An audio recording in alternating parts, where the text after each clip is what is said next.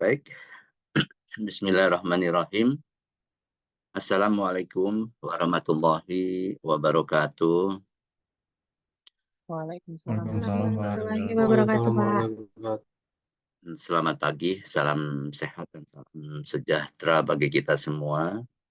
Alhamdulillah kita ketemu lagi ya dalam kondisi sehat walafiat dalam mata kuliah Teknik Pondasi pada hari ini, Jumat 22 Maret 2024. Sebelum saya mulai, saya agak sedikit merefresh. Tapi sebelumnya saya ingin sampaikan bahwa pada pertemuan kita kali ini kita sudah akan masuk ke bab 1 ya, tentang pondasi telapak, di mana pada hari ini kita akan membahas tentang pengertian dasar pondasi telapak ya. Jadi kita akan membahas apa itu definisi dan fungsi pondasi telapak, kemudian penggolongan pondasi telapak, dan yang ketiga adalah prinsip dasar perencanaan pondasi telapak. Oke. Karena pondasi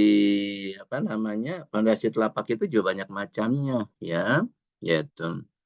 Jadi seperti kalian lihat di bab 1 ya, itu pondasi telapak itu ada yang namanya pondasi telapak setempat atau telapak individu. Nah, pondasi telapak individu ini kalau bebannya ya itu berupa beban titik ya. Artinya jika di atas pondasi telapak tersebut ada kolom ya. Nah, kalau ada kolom itu kita bisa membuat pondasi telapak individu atau telapak setempat.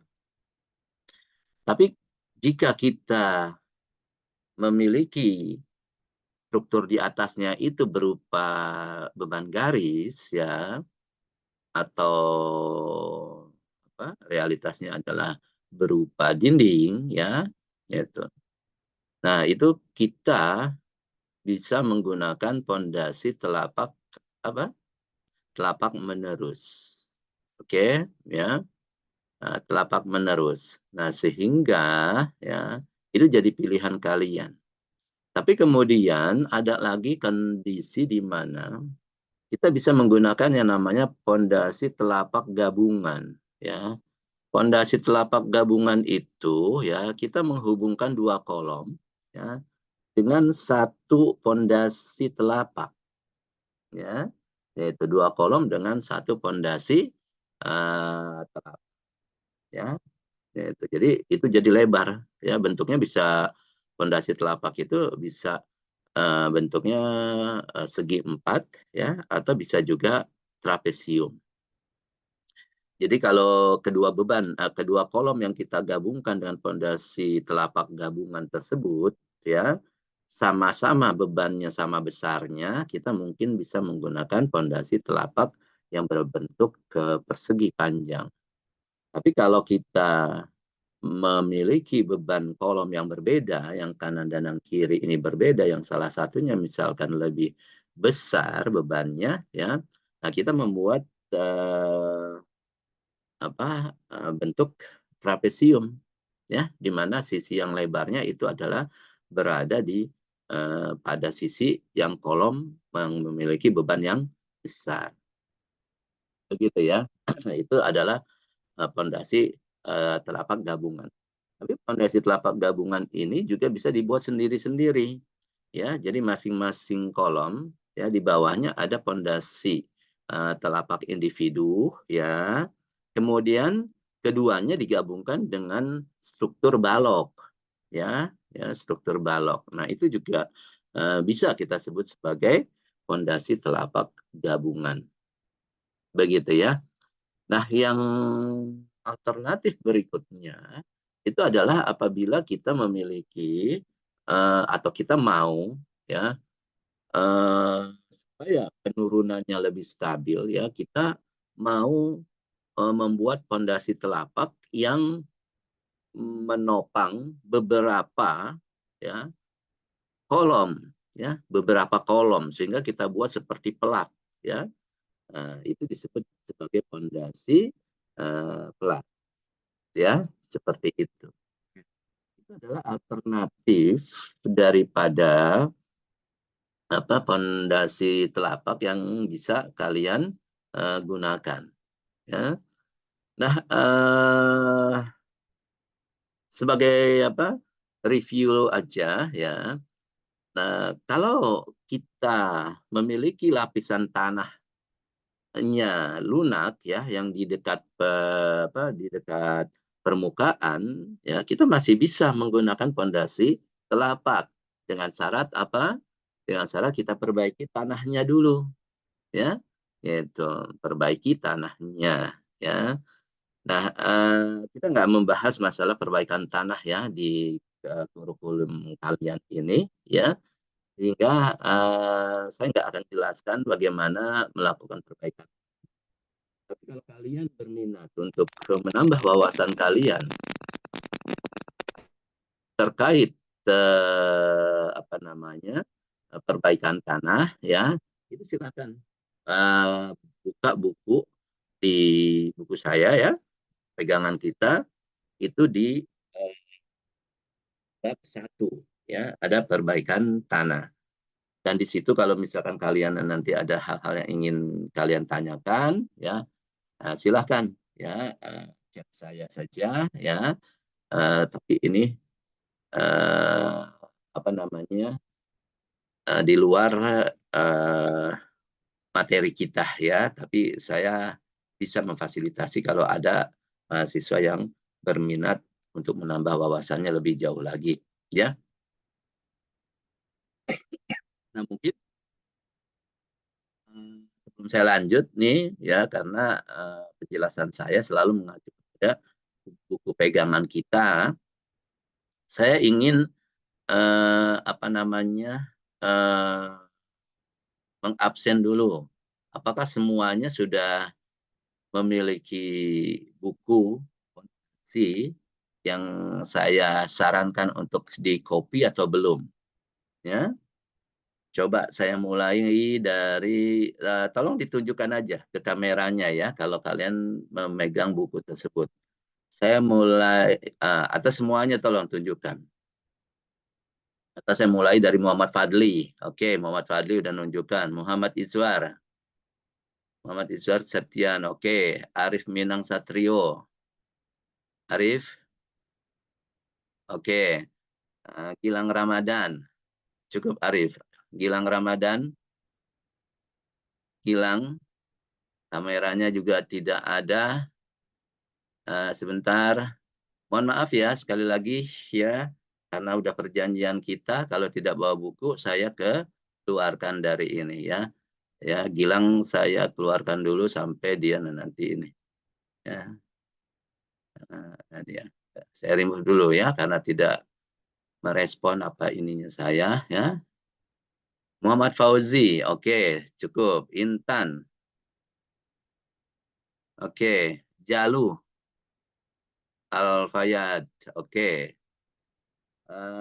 Reza, Reza bukunya mana? Tolong ditunjukkan. Oke, Ini, Pak. nah, baik, terima kasih. Nabila, oke, cukup. Tahani, Tahani, ya, oke, cukup. Putri Fauzia, oke. Tasyanda Ayla, oke. Muhammad Asadel, oke. Putri Anissa, oke. Heni Anggraini, oke. Okrabilah, oke. Risa, oke. Afifah, oke. Gavin Sandriano, oke. Jasmine, oke. Farhan Ramadan, oke. Fajarina, oke. Muhammad Raihan, oke. Raihan Abyan tidak merespon, oke. Saya remove. Arda, Arda Hafiz, juga tidak merespon, saya remove. Muhammad, Muhammad Fadli. Muhammad Fadli juga tidak respon. Saya remove ya. Oke. Muhammad Fadli. Muhammad Fadli juga tidak merespon. Saya remove.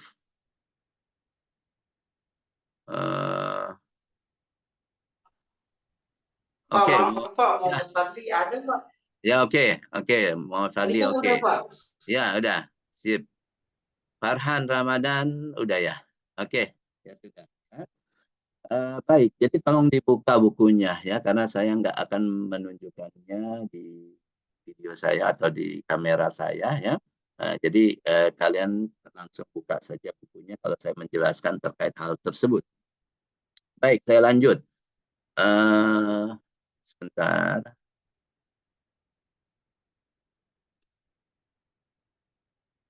Oke.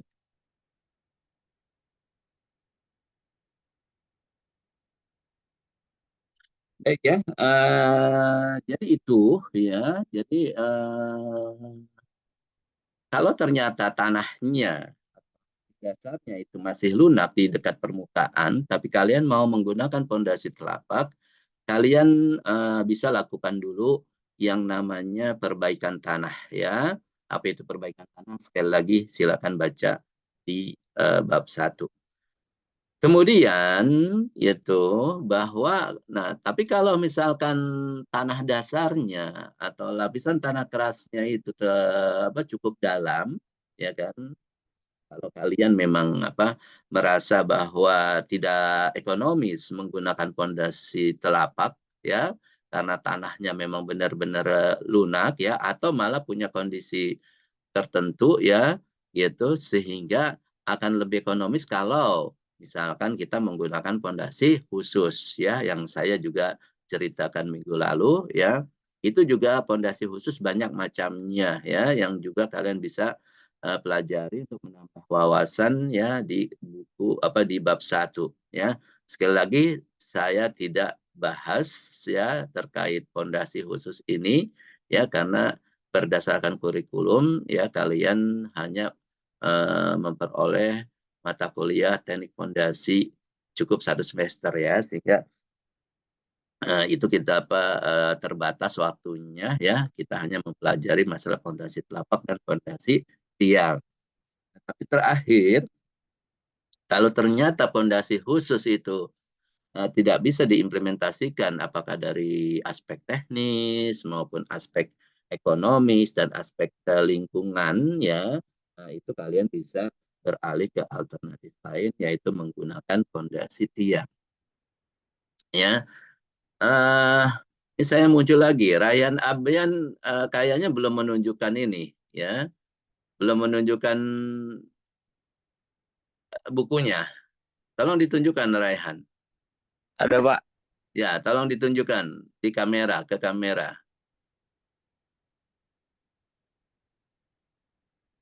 Mana? Bentar, Pak. Ya. Aduh, Jadi, saya mati. ah, Ini, Pak. ya, baik, oke, terima kasih. Oke.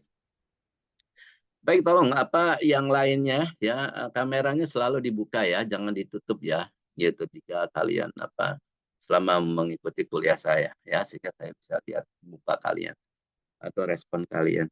Baik, jadi itu ya. Nah, nanti pondasi tiang ya akan kita pelajari di modul kedua ya, setelah modul pertama pondasi telapak ini selesai. Nah, itu kira-kira penggolongan pondasi telapak ya, berdasarkan tadi saya termasuk penggunaannya ya. Gitu. Jadi sekali lagi saya ulang ya, ada pondasi telapak tunggal ya, pondasi telapak menerus ya, kemudian pondasi telapak gabungan dan pondasi plat ya. Nah, itu bisa kalian baca atau lihat gambar-gambarnya ya, ada di halaman 2 sampai halaman ya. Itu ada penjelasannya juga ya. Tapi secara prinsip sudah saya highlight bagaimana penggunaan masing-masing pondasi telapak ini. Oke. Kemudian kalau ada yang ingin ditanyakan langsung interupsi saja ya. Apakah kalian raise hand atau kalian buka speakernya ya untuk bertanya. Kemudian yang eh, jadi itu penggolongannya ya. Tapi dari definisi dan fungsinya udah jelas ya, yaitu bahwa fondasi telapak itu ya itu secara umum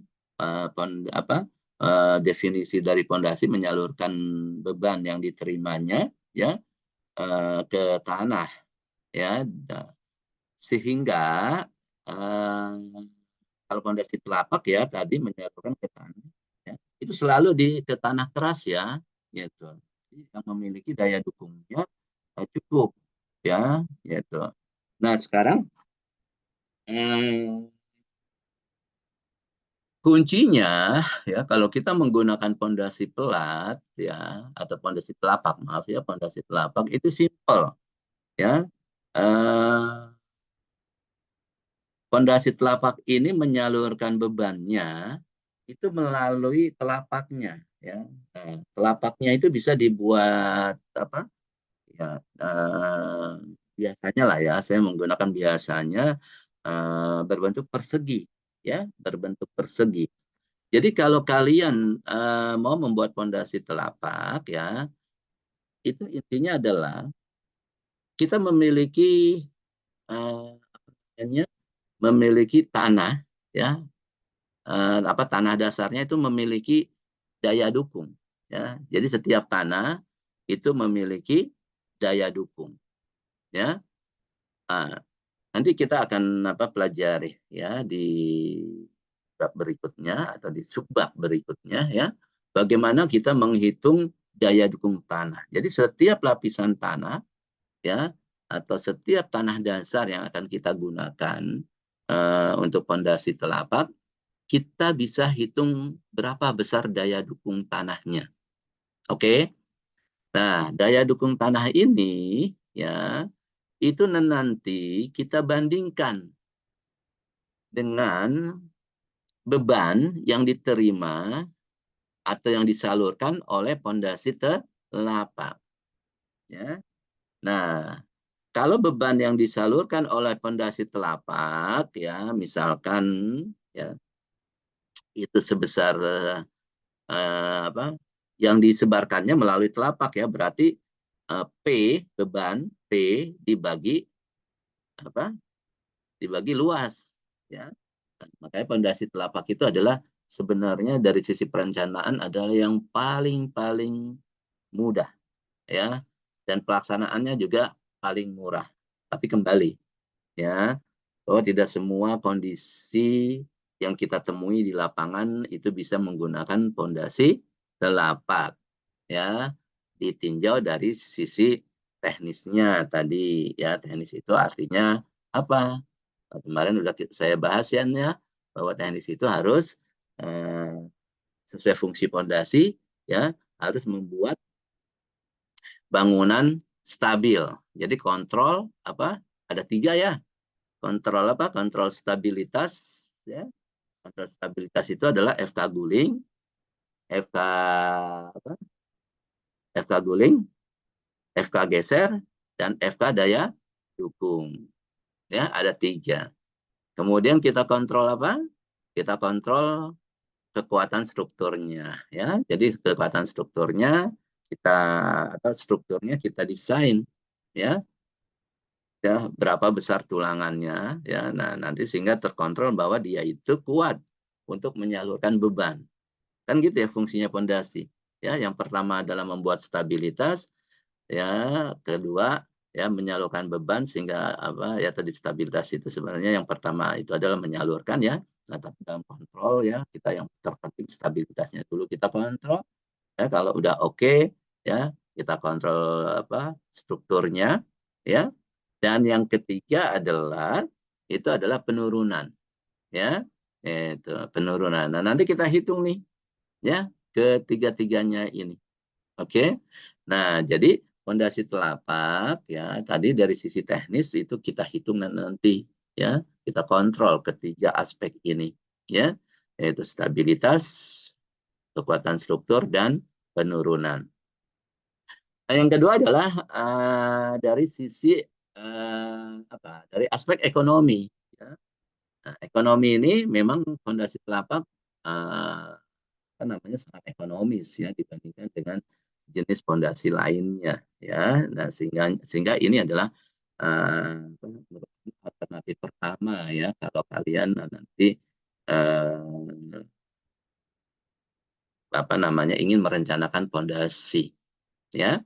Nah, kemudian yang ketiga dari aspek lingkungan ya, aspek lingkungan pun ya itu memang dampaknya tidak terlalu besar terhadap apa lingkungan ya ketimbang kalau kita menggunakan misalkan ya fondasi tiang pancang misalkan yang menimbulkan kebisingan atau getaran ya kalau fondasi telapak tidak. Nah, sehingga itu dia ya bahwa saya katakan fondasi telapak adalah sebagai alternatif pertama ya yang bisa kalian gunakan kalau kalian merencanakan suatu fondasi ya. Ya. Tetapi tidak semuanya bisa kita rencanakan dengan fondasi telapak. Nah, sekarang bagaimana prosedur untuk merencanakannya ya, yaitu ya prinsip dasar perencanaan fondasi telapak adalah yang pertama itu kalian tentukan dulu kedalaman. Yang pertama apa? Tentukan kedalaman fondasinya ya. Nah, dalam menentukan kedalaman fondasi apa yang harus kalian ini kan yang kalian harus perhatikan. Nah, yang pertama adalah itu adalah lapisan tanahnya yang memiliki daya dukung yang kuat atau yang cukup ya. Itu kira-kira di mana? Gitu. Ya. Nah, oleh karena itu kalian pertama adalah butuh data tanah dulu. Ya. Butuh data tanah ya. Nah, butuh data tanah. Data tanah itu kalian udah melakukan apa udah belajar pengujian tanah belum ya? Sudah, Pak. Udah, Pak. Berapa semester? Satu semester. Satu semester, Bang. Satu semester. Oke. Nah, pengujian tanah yang kalian pelajari apa saja ya? Coba bisa infokan ke saya sehingga saya bisa ada gambaran. Mm-mm. Apa saja di Mektan? Karena saya katakan ya di awal bahwa mata kuliah fondasi ini adalah kelanjutan apa kalian perlu pemahaman dasarnya ya salah satunya adalah masalah mekanika tanah atau pengujian tanah. Coba saya kalian apa masih ingat atau tidak ya.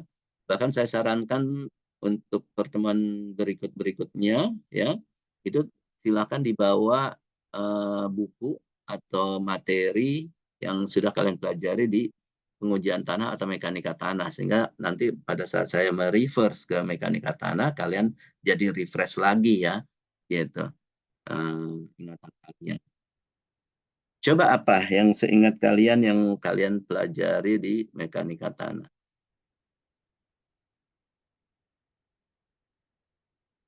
Ayo, ada yang ingat atau enggak? Semester berapa Pengujian kalian kuat ini? semester. Ya, silakan. Pengujian kuat geser, kuat tekan, uji CBR, terus uji pemadatan, uji sondir, pengeboran. Yang saya ingat itu Pak. Sama ini masa jenis gitu-gitu. Berat kadar Oke, air. tata air ya segala macam. Oke. Nah sekarang yang untuk pengeboran, kalian melakukan pengeboran itu untuk melihat apa? Coba. Karakteristik si tanah tersebut, Pak, di setiap kedalaman tertentu. Nah, karakteristik di kedalaman tertentu. Oke. Terus apa lagi? Output dari pengeboran itu. Kalian ambil sampelnya ya di setiap kedalaman, kemudian kalian bawa ke lab kan ya untuk diuji parameter tanahnya ya kan yang tadi disebutkan ya, apakah itu atau segala macamnya, kadar airnya segala macam. Kemudian sampel yang kalian ambil itu sampel kan ada 2 jenis ya. Kalian belajar. Sampel disturbed, terganggu, dan sampel undisturbed. Benar, masih ingat. Yang kalian ambil itu undisturbed atau disturbed? Iya, Pak. Kalau yang pengeboran itu disturb. Disturbed. Pernah ngambil yang undisturbed?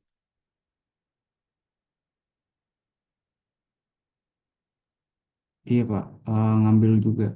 Itu Undisturbed sampel. dia Gimana caranya undisturbed sampel?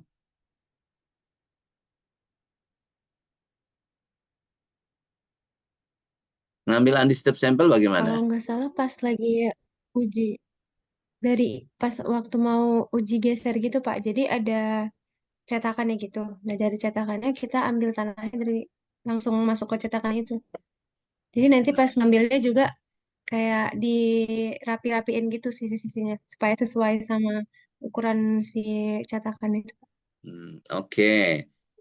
Pada saat ambil undisturbed itu pada lapisan tanah di kedalaman berapa meter kalian kemarin?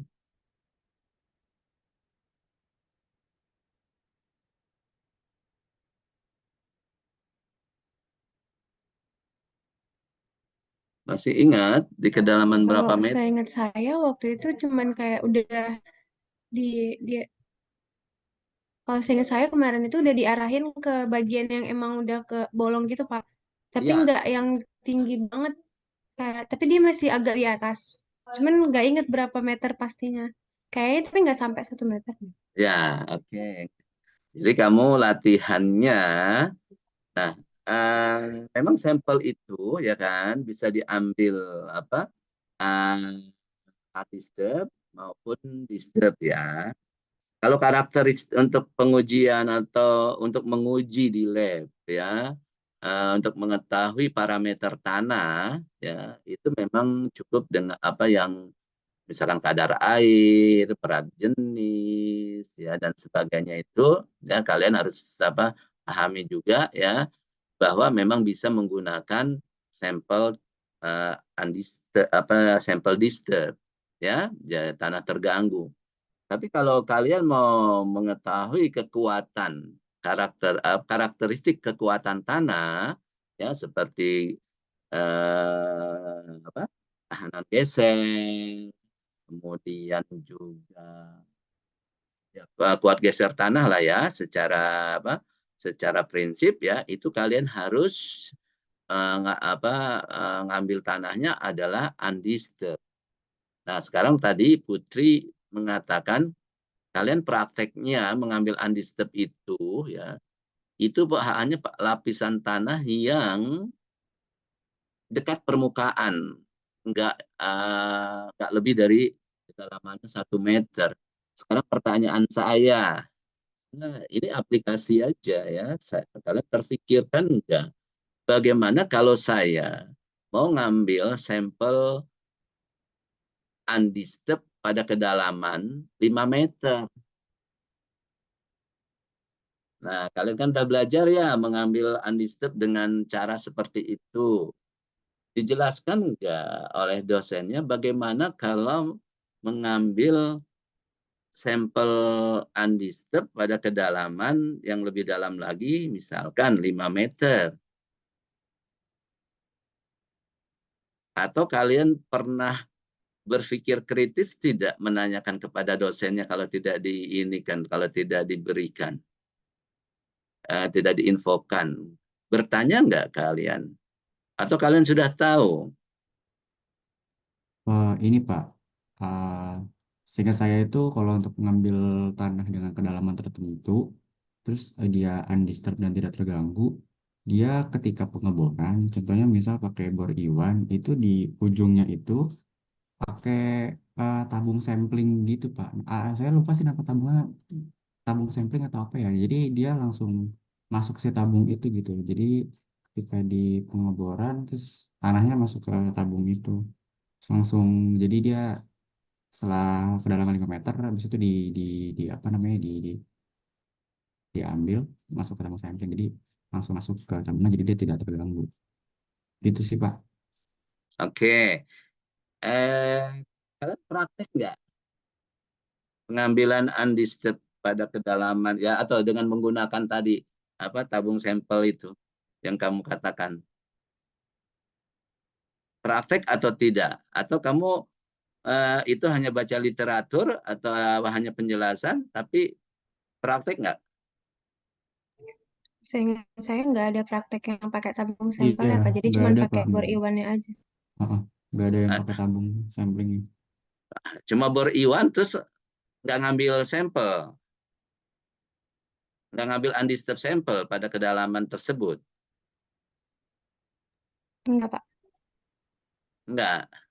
Ya, itu ya. Nah, ini menarik ya. Ini harus kalian pahami sebenarnya ya. Kalau enggak ya kalian enggak akan tahu bagaimana caranya mengambil undisturbed sampel pada kedalaman yang lebih dalam tadi ya. Ya memang caranya adalah dibor dulu.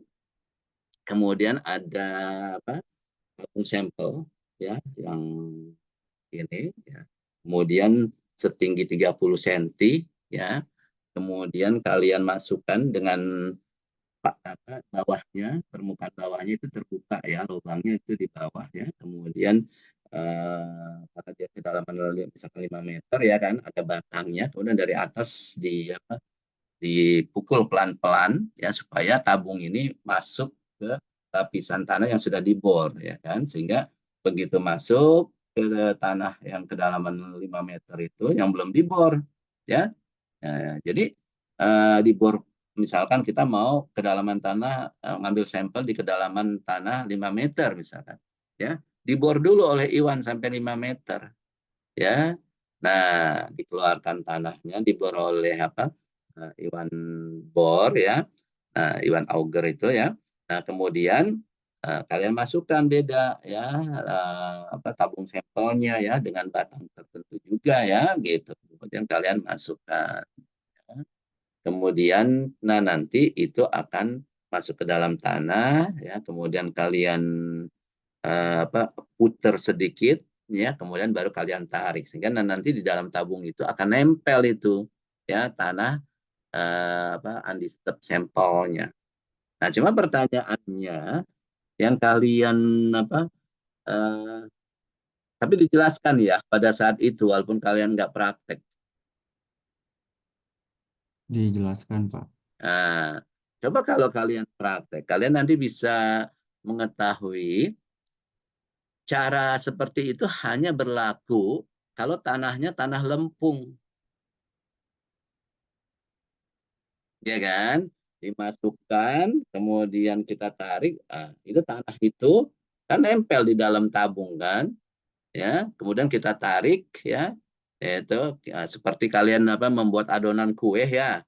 Adonan kue diceplokin gitu kan ke ini kemudian diputar, kemudian kalian angkat adonannya akhirnya bisa berbentuk seperti apa yang kalian inginkan kan gitu ya kalau bikin kue. Gitu. Nah, itu juga sama. Nah, tapi kalau tanahnya berpasir, mungkin nggak dengan cara itu? Enggak kan? Ya kan? Karena begitu kalian masukkan, ya kalian tarik, nggak akan itu apa pasir itu akan apa menempel di dalam tabung kita ya kan? Ya, itu nggak akan kita keambil. Ya. Nah, itu ada cara lagi untuk mengambil yang tanah berpasir itu. Oke. Ya, nah itu sebenarnya apa harusnya dipraktekkan sehingga kalian bisa pahami. Saya nggak tahu gitu kan tanah yang kalian apa, eh, praktek itu apakah tanah lempung, ya kan, atau tanah kepasiran. Kalau tanah kepasiran nggak berfungsi tuh cara seperti itu, ya. Oke.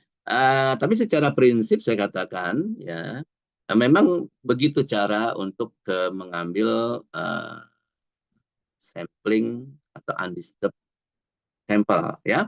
Nah, jadi untuk kekuatan geser tanah, untuk menghitung kohesi, ya.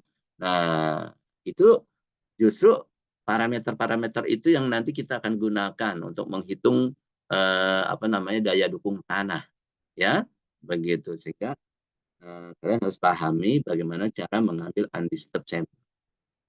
Walaupun kenyataan di lapangannya, ya, biasanya kalian itu tidak langsung melakukan pengujian tanah, ya. Biasanya si perencana itu mengsubkan, ya, ke pengujian tanah, begitu kan, ya. Tapi kalian harus paham apa-apa saja yang harus diperoleh parameter tanahnya, ya. Makanya, ya, prinsip dasar perencanaan pondasi telapak itu yang pertama adalah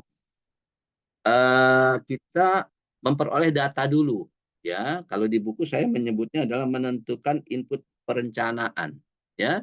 Nah, ini nih penting nih, ya, input perencanaan, ya. Jadi kalau kalian di mana, kalau di kuliah, ya, kalian kan cuma disuruh merencanakan atau menghitung, ya, sedangkan datanya selalu diketahui, ya. Tapi bagi saya ini penting nih untuk memberi informasi ke kalian bagaimana memperoleh data yang kalian selalu oleh dosen selalu diketahui, dan biasanya, ya, itu nggak dijelaskan oleh si dosen itu bagaimana memperoleh data yang diketahui itu, ya. Tapi kalau kalian nanti di lapangan, ya, nggak mungkin, ya, kalian belum tentu kalian data itu tersedia, ya. Jadi kalian harus tahu, ya, gitu, data yang harus kalian ini, gitu. Jangan sampai begini, kalian bekerja, ya, kalian bekerja, ya, baru pertama kali bekerja ditanya, ya, misalkan, Putri, kamu udah bisa belum merencanakan pondasi telapak? Nah, terus kamu bilang, oh sudah Pak, saya dapat nilai pondasi saya A dengan Pak Jenal, gitu kan. Oh ya sudah, nih saya punya rumah, ya, atau bangunan ini, tolong rencanakan pondasi telapaknya, ya. Gitu. Terus, oh baik Pak, gitu. Nah, terus kalian kamu, ya kan, coba, oh iya, ya, ini bangunannya seperti ini, gitu kan. Oh kata Pak Jenal ini kan harus ada diketahuinya dulu nih, gitu kan. Data-data ini. Terus Putri bilang, wah ini kok data diketahuinya nggak ada, gitu kan. Kemudian kamu balik ke bos kamu, Pak, maaf Pak, saya sebenarnya bisa menghitung untuk merencanakan pondasi telapak, tapi diketahuinya mana ya Pak ya? Data-datanya mana ya Pak? Gitu. Nah, saya tanya kalian, kalau Putri seperti ini, hadap ke bosnya seperti itu, bagaimana kesan si bos ini?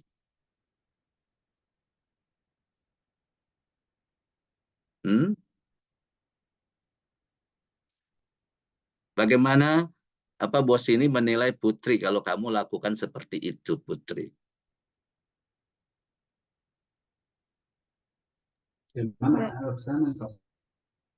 Nah, bisa-bisa wah saya salah nih kemarin, kenapa saya menerima Putri ini, gitu kan. Berarti ini belum siap pakai ini. Ya. Nah, harusnya, ya kan. Nah, kalian harus tahu, oh, diketahui ini adalah saya perlu beban yang bekerja. Ya, beban yang bekerja. Kan kalau pondasi selalu itu, ya, bebannya berapa. Kemudian yang kedua, data tanah. Ya, data tanah apa saja yang diinikan, yang diperlukan. Nah, ya. Nah, kemudian, nah itu yang terpenting. Berarti kamu itu harusnya, ya kan? Oh, saya butuh beban ini. Nggak usah ditanya diketahuinya apa. Kamu hitung saja kan ada gambar bangunan di atasnya. Ya, yang kamu tanyakan adalah ke bos, ya kan? Kalau memang apa enggak, tanya apakah sudah ada perhitungan strukturnya dari konstruksi bangunan atas. Kalau misalkan belum ada, oke, baik Pak, saya ukur. Ya, itu. Jadi bukannya cuma minta apa diketahuinya mana ya Pak ya, gitu kan. Ya, itu. Jadi kamu gitu kan, oh saya butuh data bangunan nih, gitu kan. Itu gambar bangunan di atasnya sudah ada berarti ya itu. Tapi saya harus klarifikasi dulu apakah sudah ada perhitungan strukturnya atau belum. Karena kalau sudah ada ya saya nggak usah susah-susah menghitung strukturnya lagi, ya. Tapi kalau misalnya tidak ada berarti saya harus menghitung struktur. Nah, itu yang saya katakan. Ya, kalau kalian mau merencanakan pondasi, kalian juga harus bisa menghitung struktur bangunan. Oke, itu karena nanti kalau kalian tanyakan gitu kan ke bosnya, Pak, ya sudah adakah perhitungan strukturnya Pak, gitu kan? Yang nanti kan perhitungan struktur untuk apa? Perhitungan struktur itu kamu mau apa? Yang akan kalian gunakan untuk apa namanya untuk menghitung pondasi, karena pondasi beban yang diterima itu, ya kan, itu adalah merupakan beban-beban tumpuan. Nah, ini juga satu yang saya inikan ya, prinsip perhitungan pondasi itu. Beban yang kemarin kita definisikan, yang kalian selalu ketahui, yang disalurkan ke tanah, ya, itu sebenarnya ya dari struktur bangunan atas itu beban yang mana? Itu beban yang reaksi-reaksi tumpuan ya. Itu berarti yang kalian butuhkan adalah ya itu beban itu adalah merupakan reaksi-reaksi tumpuan dari bangunan atasnya. Artinya apa? Kalian harus menghitung atau memiliki perhitungan struktur ya yang di situ ada menghasilkan berapa sih reaksi tumpuan. Nah, reaksi tumpuan itu ya dari setiap bangunan itu yang disalurkan oleh fondasi ke tanah. Jadi implementasinya begitu ya. Ya, saya berharap kalian sudah ada menangkap bayangan bagaimana hubungan antara teori dengan praktiknya di lapangan ya. Itu bahwa bagaimana hubungan antara mata kuliah struktur dengan fondasi. Begitu ya. Nah, jadi struktur itu kalau untuk menghitung fondasi yang kalian butuhkan adalah beban-beban reaksi-reaksi tumpuan. Karena reaksi tumpuan ini yang bekerja pada fondasi yang harus disalurkan ke tanah. Jadi gaya tumpuan ini merupakan beban bagi si fondasi. Oke. Nah, sekarang terkait beban ini atau terkait reaksi tumpuan, kalian sudah belajar tentunya di mekanika teknik atau di struktur. Tumpuan itu ada berapa jenis tumpuan? Coba.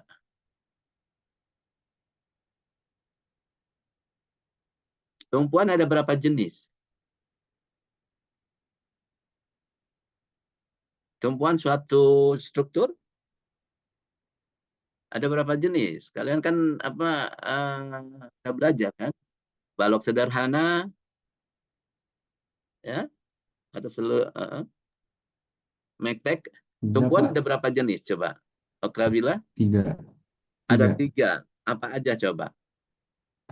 Tumpuan sendi, tumpuan roll, sama tumpuan jepit. Oke. Pertama adalah roll. Ya.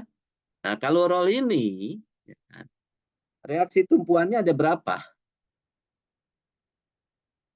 Dia hanya satu, Pak. Hanya Dia satu, ke arah benar. yang vertikal. Benar. Nah, gitu kan? Hanya satu. Jadi kalau misalkan bahwa pondasi kita ini hanya menerima atau menyalurkan beban pada tumpuan yang roll itu, ya kan? Karena setiap tumpuan itu, nah disitulah pondasi bekerja.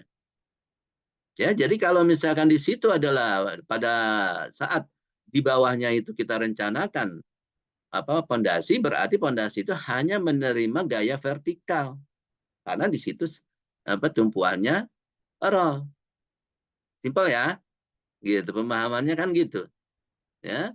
Kemudian yang kedua Okra? Yang Sendi, kedua Pak. sendi, ya. Sendi menerima berapa? Reaksi tumpuannya ada Dia berapa dua, kalau sendi? Ada dua, dua Pak. vertikal dan horizontal. Horizontal, Pak.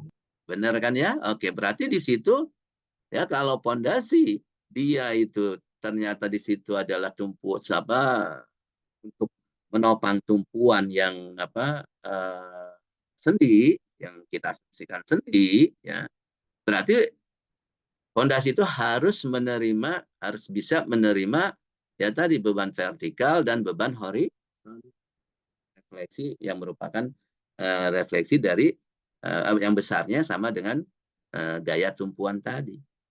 Kalau jepit bagaimana? Jepit ada 3. Ya, dia itu bisa menerima gaya vertikal, horizontal dan momen. Ya.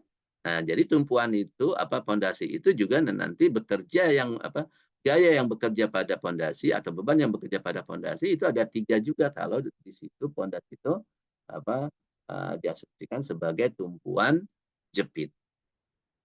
Ya, jadi ada vertikal, horizontal dan ada momen. Oke. Ya, nah itu dulu yang kalian paham tadi ya. Menentukan input perencanaan itu adalah beban yang bekerja. Jadi beban yang bekerja nggak usah susah-susah. Kalian cukup cari aja ya reaksi tumpuannya mana. Kalau reaksi tumpuannya belum ada ya kalian tanyakan atau kalian hitung. Begitu ya. Kemudian yang kedua apa? Data yang kita perlukan. Data tanah.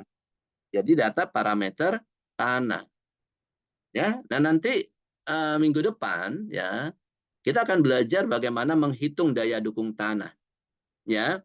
Nah, sehingga nanti kalian akan tahu parameter tanah apa saja yang dibutuhkan. Ya. Nah, ini pun jangan sampai begini. Ya kan kalian balik ke bos kalian tadi pertama adalah minta di yang diketahuinya semuanya minta ke bosnya ya gitu. Tapi kalau sekarang ya kan harusnya nggak begitu kalian. Ya.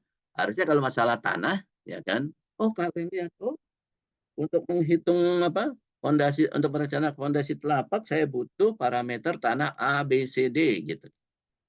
Ya, itu kalian jangan balik dulu ke bos kalian gitu kan. Itu atau boleh kalian tanyakan gitu kan.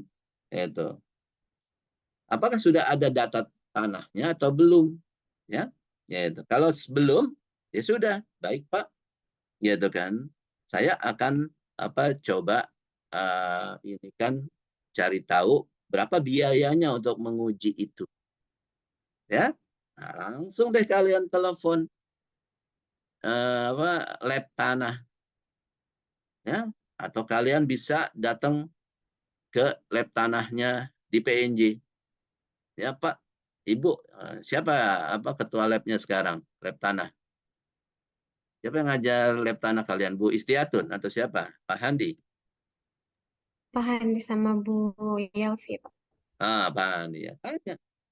Bu, saya mau menguji tadi direct shear test misalkan untuk menghitung ini atau kohesi dan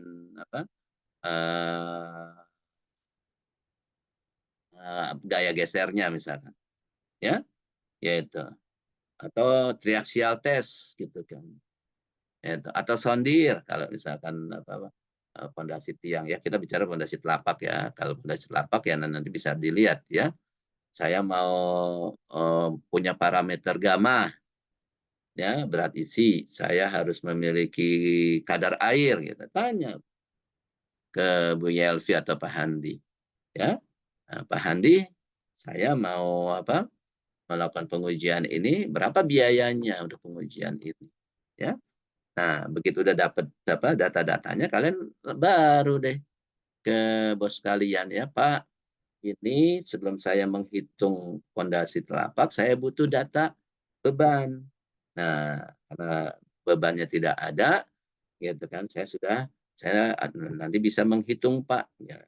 Tunjukkan bahwa kalian bisa menghitung strukturnya, ya, struktur atasnya.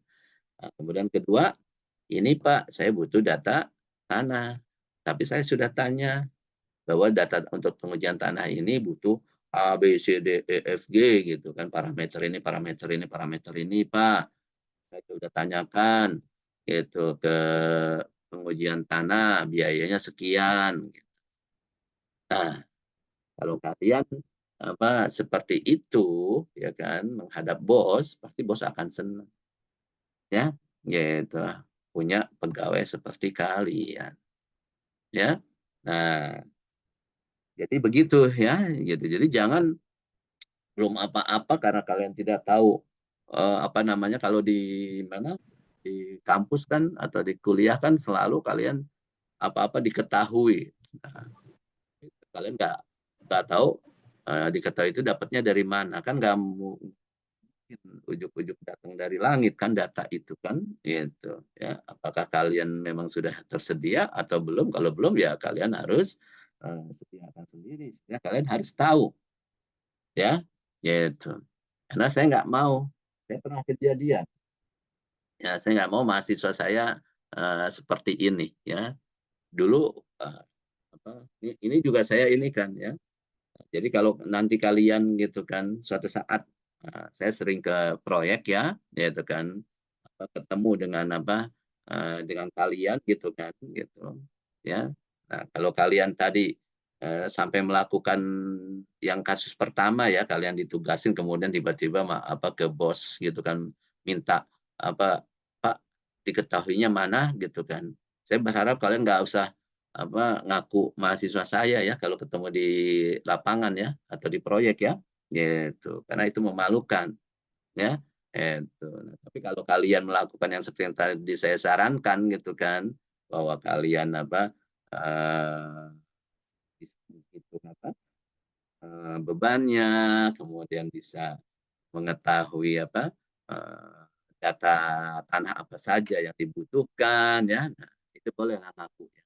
Gitu, karena itu artinya mengharumkan nama PNJ juga dan nama dosennya juga ya.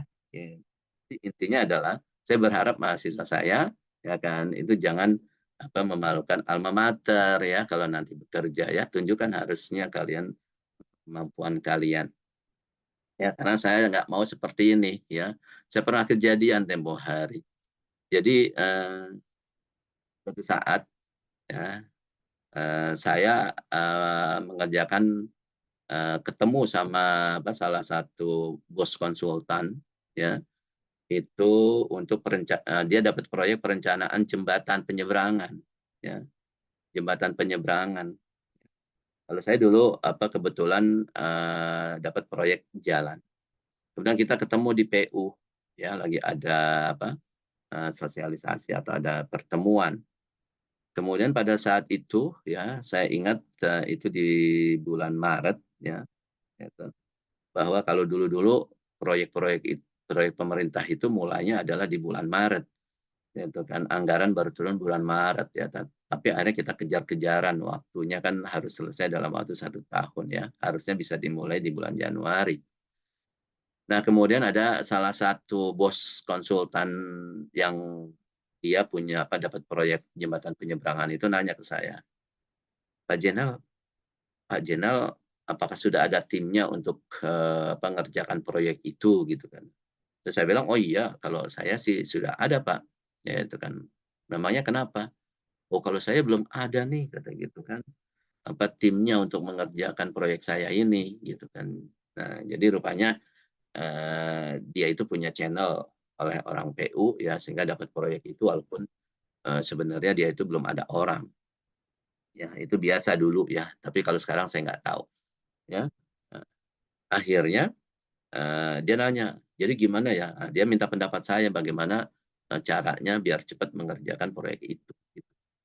Nah, terus saya bilang, "Bapak," saya bilang, "kalau mengerjakan suatu perencanaan konstruksi seperti ini, Bapak cuma butuh 3 tim," ya.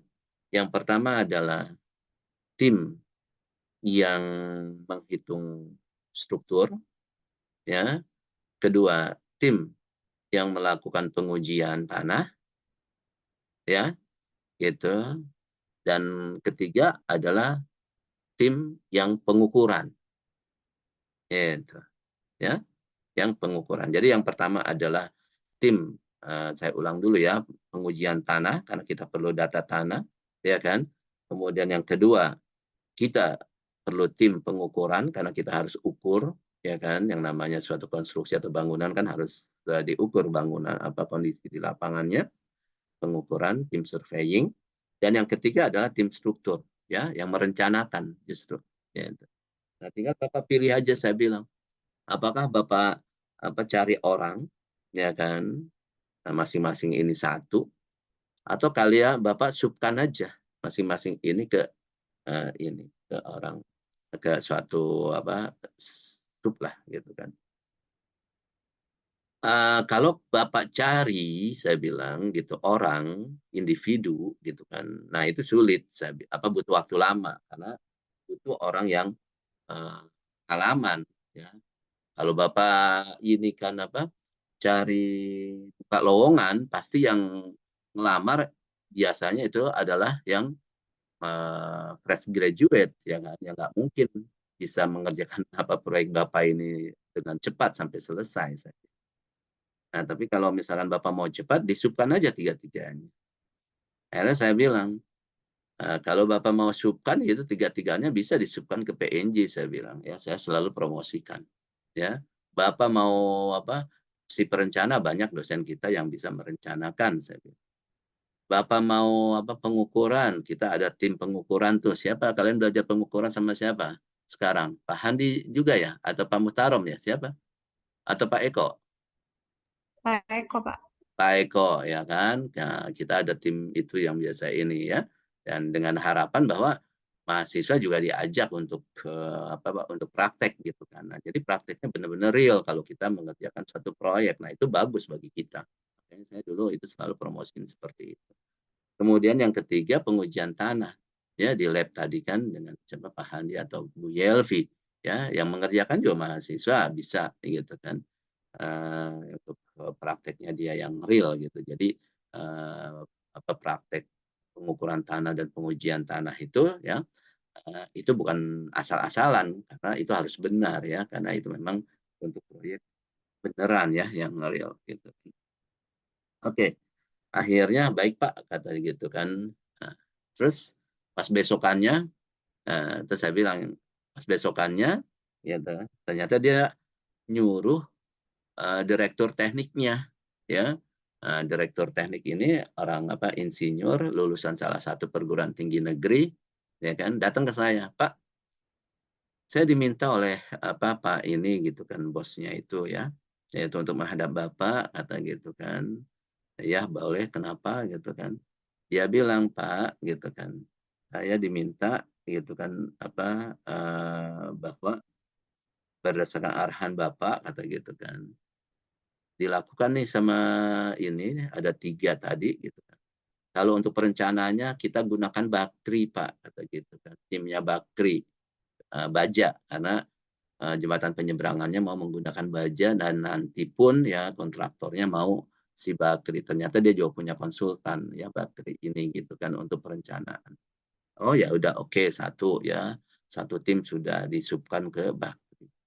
Kedua, untuk pengukuran gitu kan, kami berikan ke timnya, UKI, Pak, gitu kan. Karena bos saya kebetulan kemarin baru pulang haji, kenalan sama dosennya UKI, kata gitu kan.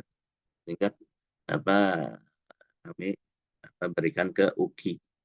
Nah, kemudian kalau yang pengujian, nah ini rencananya mau diberikan ke PNJ, Pak, kata gitu. "Oh gitu ya, bagus," saya bilang. Ya sudah, gini aja, eh, dia bilang gitu kan, ya minta tolong Pak Jenal dan nanti untuk diberikan ke PNJ. Terus saya bilang, oh ya udah, saya tanya, pengujian apa aja yang diperlukan, saya bilang gitu kan, sehingga nanti saya bisa sampaikan ke timnya PNJ, saya bilang gitu kan, pengujian apa sehingga nanti saya berikan berapa biayanya gitu kan.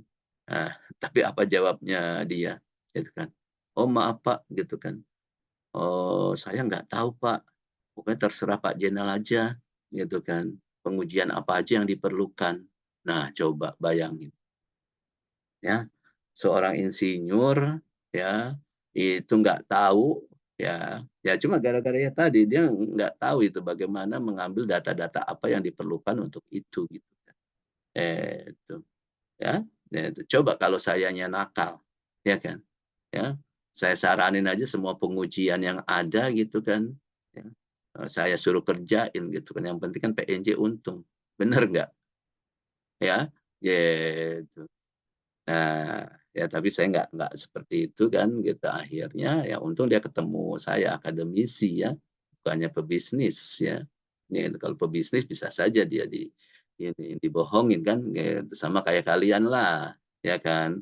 Kalau kalian betulin motor kalian atau mobil kalian, kalian nggak tahu apa-apa masuk ke bengkel ya kan, pernah nggak kejadian, kalau saya sering ya, gitu, kita nggak tahu apa-apa, gitu kan, masukin ke bengkel dibilangnya, "Oh ya Pak, ini harus ganti A, B, C, D, semuanya harus diganti." Padahal mungkin yang rusaknya bukan itu gitu kan, hanya yang tertentu.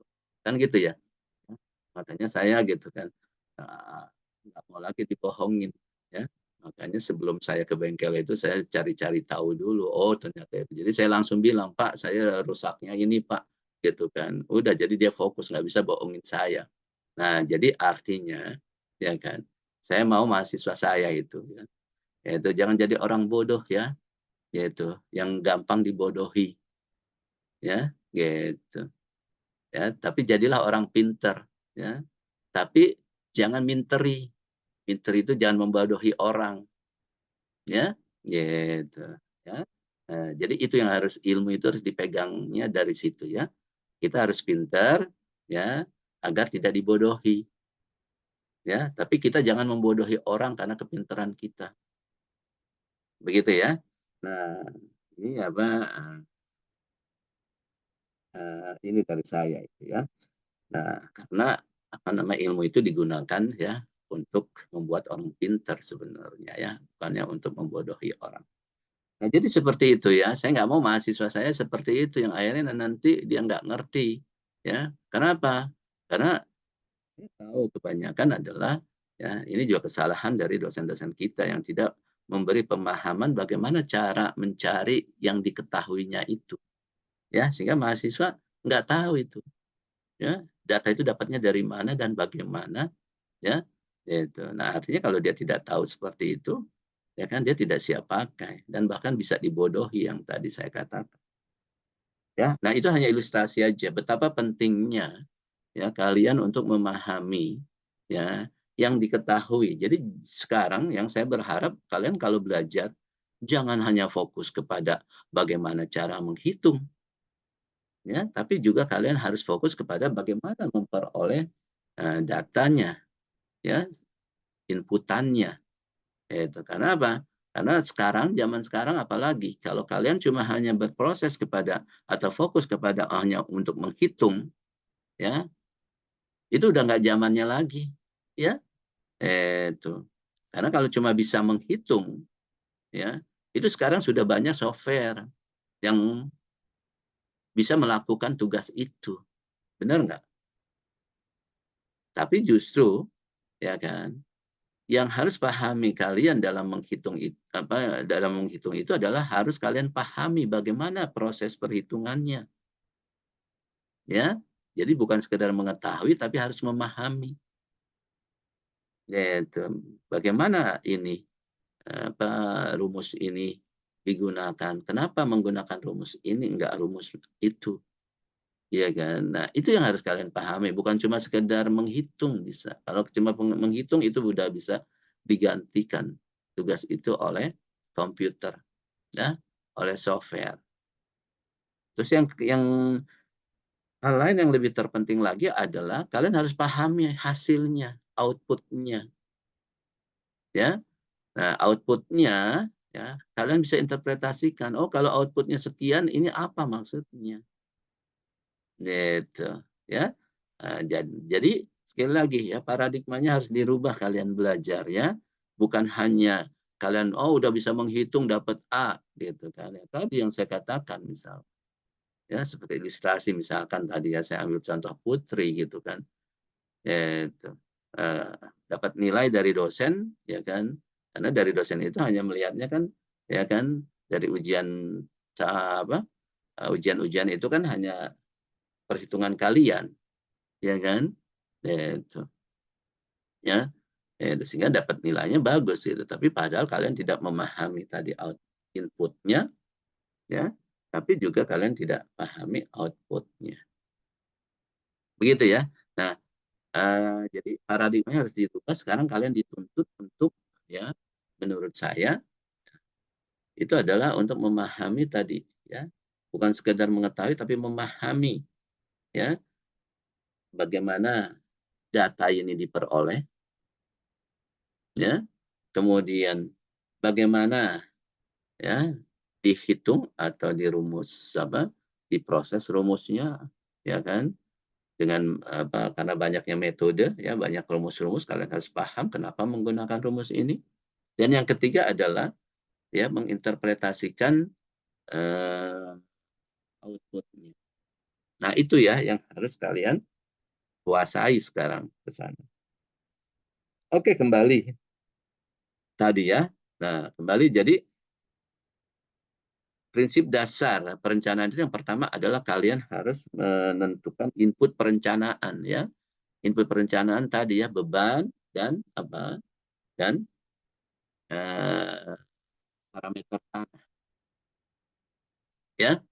Gitu. Kemudian ada besar pergeseran yang diizinkan. Besar pergeseran yang diizinkan itu larinya adalah ya tadi ya bahwa bangunannya ya itu bangunan apa? Karena membuat fondasi atau merencanakan fondasi untuk bangunan yang berlantai banyak ya dengan bangunan yang sederhana ya nah itu pergeseran yang diizinkannya berbeda ya nah, itu kemudian yang keempat itu adalah kalian harus tahu ya kan tegangan izin dari eh, bahan fondasinya ya tegangan izin kalian tahu kan karena kalau di struktur kan kenapa untuk menghitung struktur kan itu artinya adalah ya kan kalian harus tahu berapa tegangan izin kalau kita menggunakan konstruksi baja ya kan bagaimana tegangan kualitas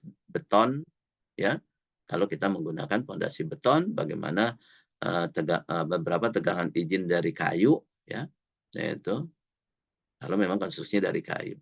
Nah jadi demikian ya jadi 4 hal yang harus kalian tentukan dulu atau ketahui dulu sebelum kalian menghitung. Sekali lagi, pertama adalah beban, kedua parameter tanah, ya, ketiga adalah pergeseran yang diizinkan, ya, dan yang keempat adalah tegangan izin dari bahan fondasi. Nah, baru berikutnya, ya, itu adalah menetapkan letak kedalaman fondasi. Secara prinsip dia akan diletakkan di tanah keras, ya, yaitu atau yang daya dukungnya memiliki daya dukungnya besar. Ya, makanya kenapa kita gunakan fondasi telapak, ya. Nah, namun ada beberapa hal yang harus perlu diperhatikan bahwa ya itu kedalaman itu harus diperhatikan. Ya, kalau jangan diletakkan pada tanah humus, ya, pada tanah humus yang karena tanah humus itu ya itu lunak dia ya. Yaitu humus itu adalah tanah yang bercampur dengan akar-akar pohon ya. Nah, itu harus dipakas dulu atau jangan diletakkan di lapisan. Di daerah kita, karena daerah tropis, biasanya lapisan humus ini cukup tebal, ya, bisa sampai 1 meter. Ya. Nah, makanya, nah, tadi saya tanyakan, kalian ada yang belum kalian tangkap dengan melakukan pengeboran itu? Ya, pengeboran itu sebenarnya juga saya nggak tahu, atau karena kalian lupa saja. Itu adalah untuk membuat profil tanah, benar nggak? Bahwa lapisan 0 sampai kedalaman sekian, jenis tanahnya apa, dari ini ke dalam sekian, jenis tanahnya apa. Diminta buat begitu atau tidak? Kalian ada apa praktek seperti itu atau tidak di pengujian tanah? Hah?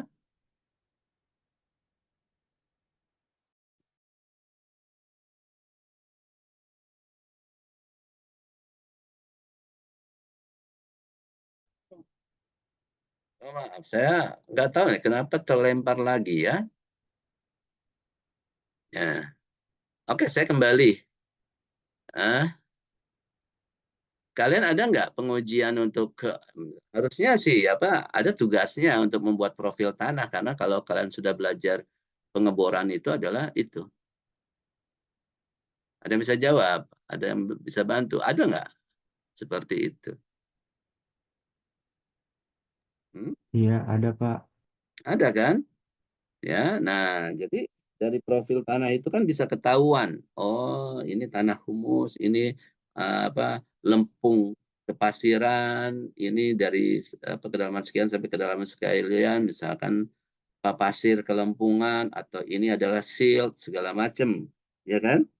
Nah, jadi dari situ bisa ketahuan eh, lapisan tanah Hmm, yang dianggap atau yang bisa kita gunakan sebagai tanah dasar yang memiliki daya dukung yang kuat gitu kan, atau yang padat lapisan tanahnya ya. Nah, itu pada kedalaman berapa ya. Nah, eh,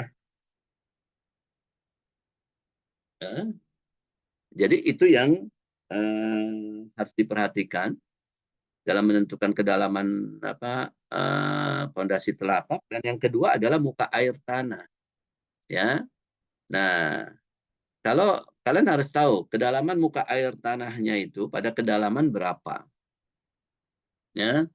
Nah, kalau misalkan muka air tanah kita mau meletakkan pondasi ini di atas muka air tanah itu nggak jadi masalah, ya kan. Tapi kalau misalkan dia itu dasar pondasinya mau diletakkan di bawah muka air tanah, ya kan, berarti kalian pada saat melakukan penggalian, ya kan, itu untuk pembuatan pondasinya kan harus digali dulu ya.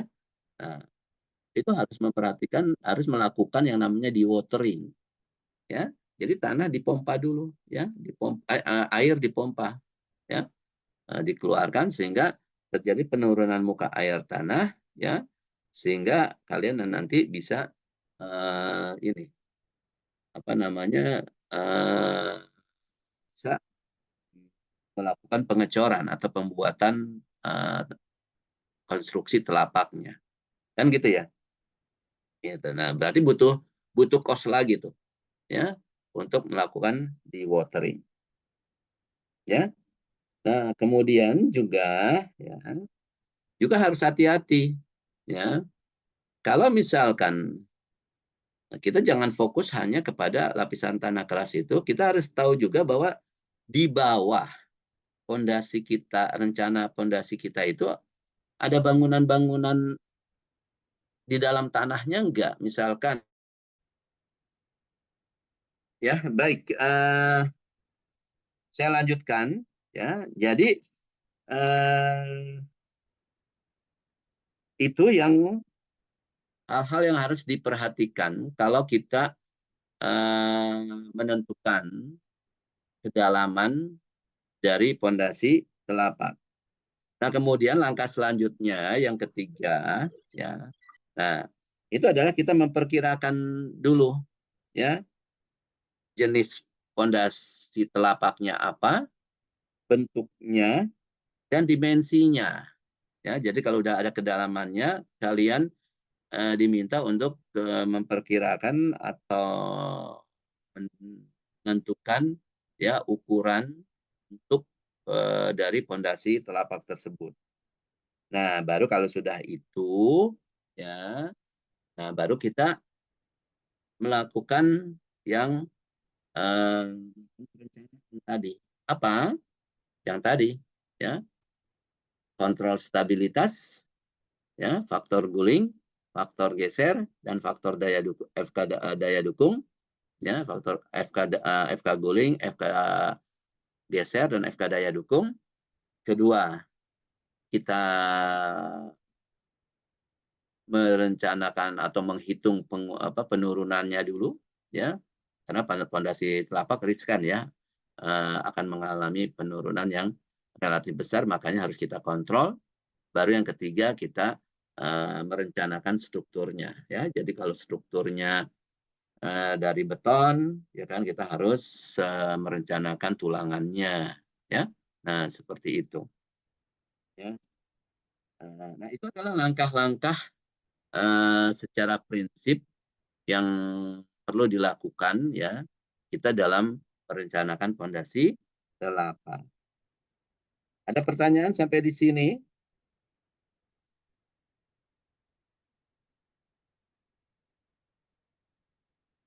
Belum ada Pak, ya? tadi kan ada, Pak, saya mau nanya dikit, Pak. Tadi kan ada yang kondisi telapak itu ada yang gabungan ya, Pak.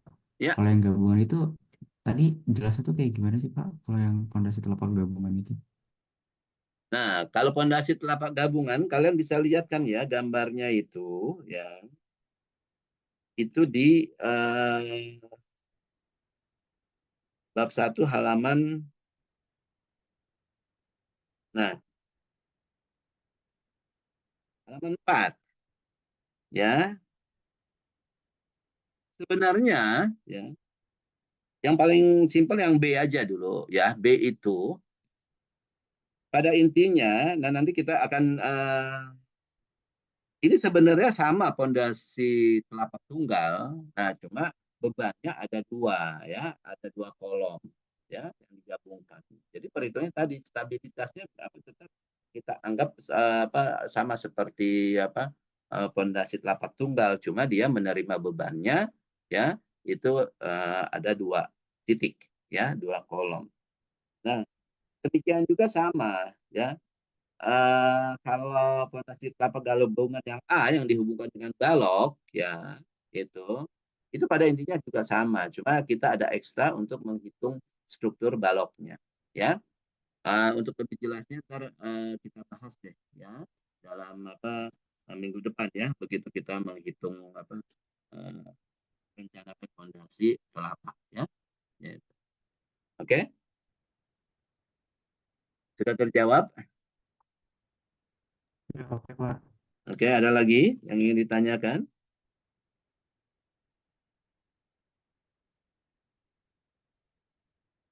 Nggak ada ya? Baik, saya minggu lalu kasih tugas ke kalian atau enggak ya?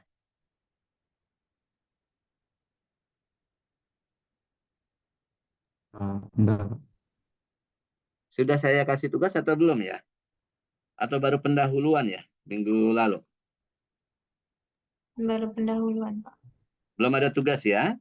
Nah, baik kalau misalkan begitu, kalian bisa lihat di halaman 36 ya, itu ada latihan.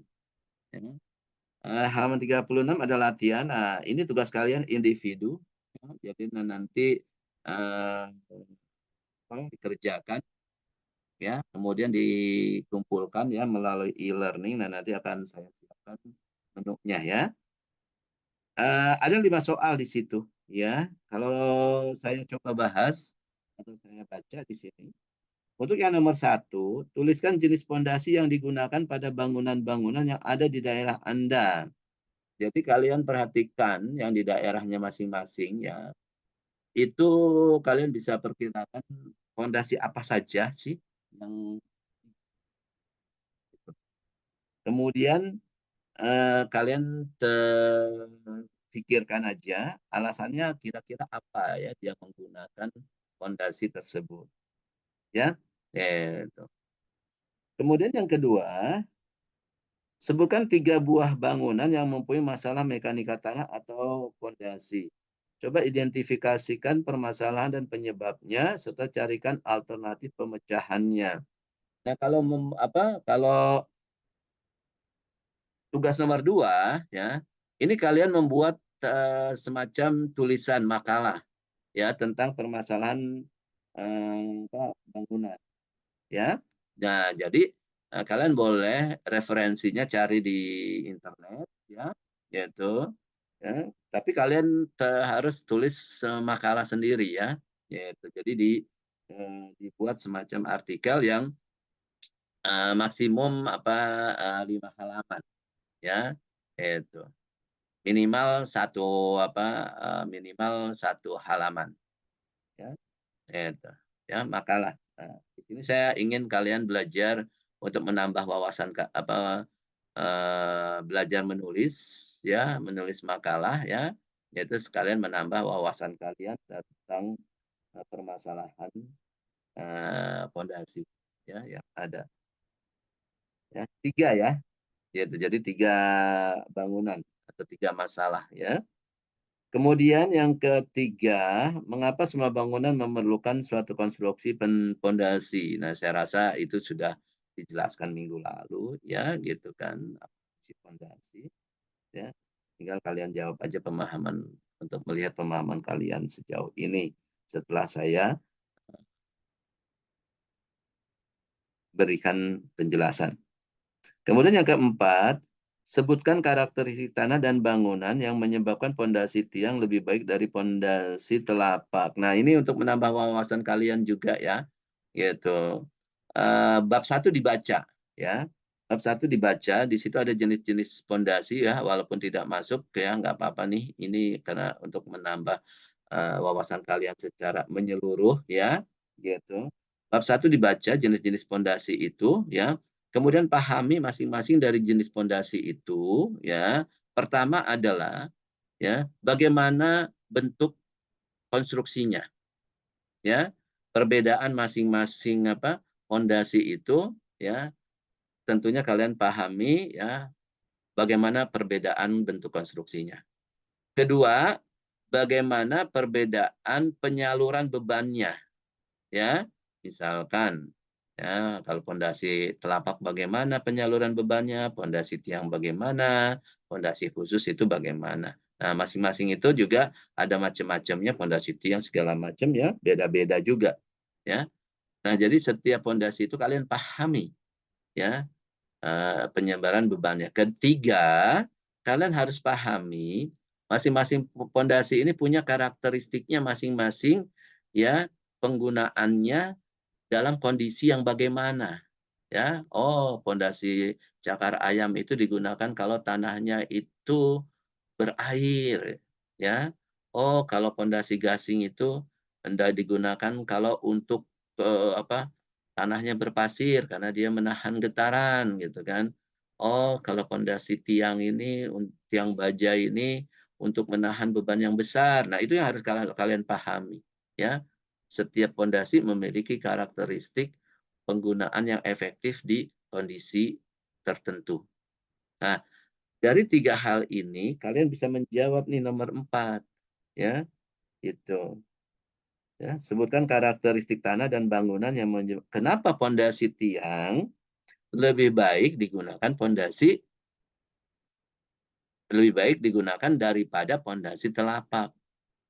Ya, selalu tinjau dari bagaimana bebannya. Ya, pondasi tiang ini digunakan untuk beban yang bagaimana dibandingkan pondasi telapak. Kemudian kedua adalah dari tanahnya. Ya, kenapa pondasi tiang gitu kan digunakan lebih baik gitu kan dalam kondisi tanah yang bagaimana begitu ya. Kemudian habis itu yang ketiga adalah ya selalu ya, dari kalau ini kan 2 ini kan dari sisi teknis ya. Kemudian yang ketiga dari dari sisi ekonomisnya, dan yang keempat adalah yang ketiga adalah dari sisi dampak lingkungan ya. Jadi selalu kalian memilih alternatif pondasi itu selalu dari 3 aspek ya yang harus kalian perhatikan. Aspek teknis, aspek ekonomis, dan aspek lingkungan. Oke. Nah, yang kelima, ya, mengapa pada tanah dasar yang lunak perlu dilakukan perbaikan tanah? Nah, dijelaskan ini untuk pemahaman kalian. Ya, kenapa kok yang perbaikan tanah? Ya, nah, seperti itu. Oke, jadi dari 5 soal ini, ya, tolong dikerjakan. Satu soal adalah membuat makalah. Yang nomor 2 itu membuat makalah.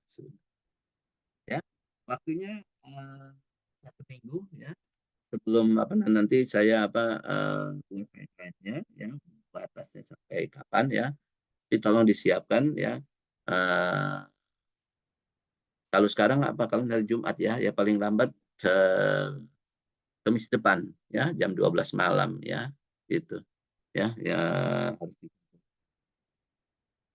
Baik, saya rasa untuk pertemuan kali ini ya saya cukupkan dulu sampai di sini ya. Mudah-mudahan bisa dipahami ya untuk lebih menambah pemahaman kalian ya. Silakan baca bab 3 itu kayaknya kita sudah di bab 1 ya dan bab 3 ya karena saya lompat ke fondasi telapak ya dulu ya gitu. Minggu depan baru kita belajar ya daya dukung tanah ya begitu dan bagaimana kita merencanakan fondasi telapak. Baik, sekali lagi saya tanya apakah ada yang ingin ditanyakan atau diklarifikasi atau disampaikan? Monggo. Pak, mau izin Ya, bertanya. silakan. Kan kalau yang soal nomor 2 itu makalah. Tapi kalau untuk soal nomor 1, 3, 4, 5 itu ditulis tangan Ditulis. atau diketik juga, Pak? Ditulis tangan. Silakan. Oh, Silakan ya, bebas. Mau bebas, ketik Pak. tangan boleh, diketik juga boleh ya. Oke, Pak. Makasih, Pak. Iya.